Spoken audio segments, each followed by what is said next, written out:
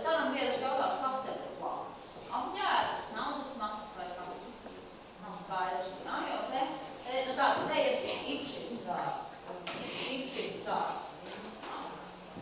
Jā, Sigridots kā izrunāt tos plānus ar to krītošo? Ar krītošo nevar. Jā, krītošā īsti neatšķiru augstu. Nu jā, tā varētu būt, tad viņa vienkārši nav tik augsta.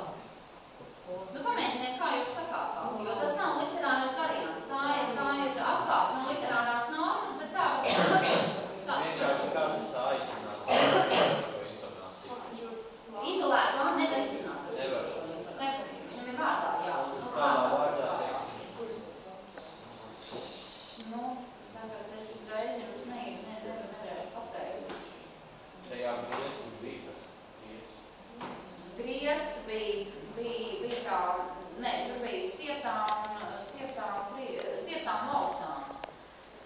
Sējums ir krītošā. Sējums, šis te sējums, grāmatas. Sējums. Nu, tad mēs varētu imitēt plānus. Bet nē, man vienalga liekas, ka es tomēr laužu to es nevaru izteikt. Jā, nu tie ir literārie varianti, plāns un plāns.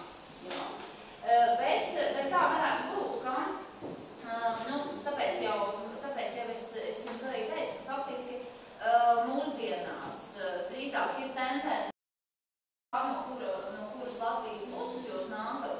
Jā, parasti cilvēki šķir stiepto un tad ir nestieptā.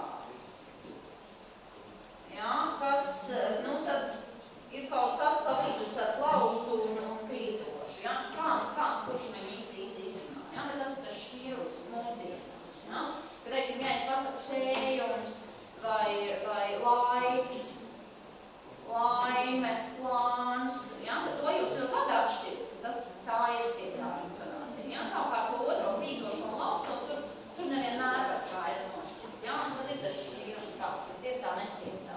Jā, tas arī parādās izrunā.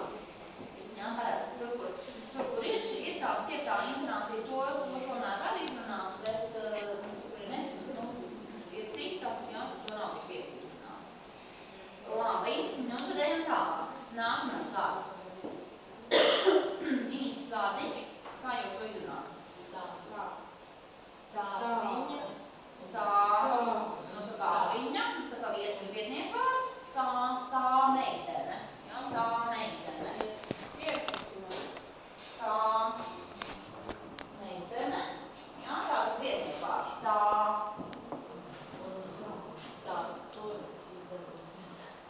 Jā, tas būtu izsauksmes vārds, jā. Bet tā ir mums patīk.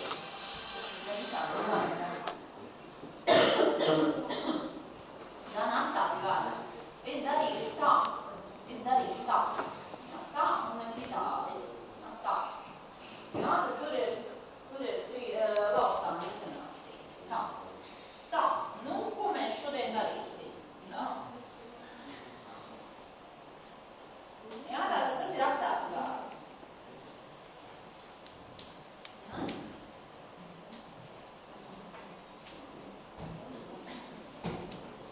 Jā. Apstāti vārds. Labi. Nu, tad ejam tālāk.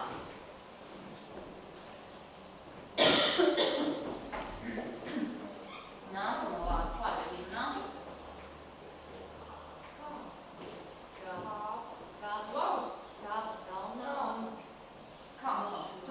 Tur nav lausts, tur ir krītoša. Bet pareizi, jā, darbības vārds kā. Jā, un vietvārds arī. Jā, tātad darbības vārds, ja kāds kā kalnā. Jā, tad ir kā darbības vārds.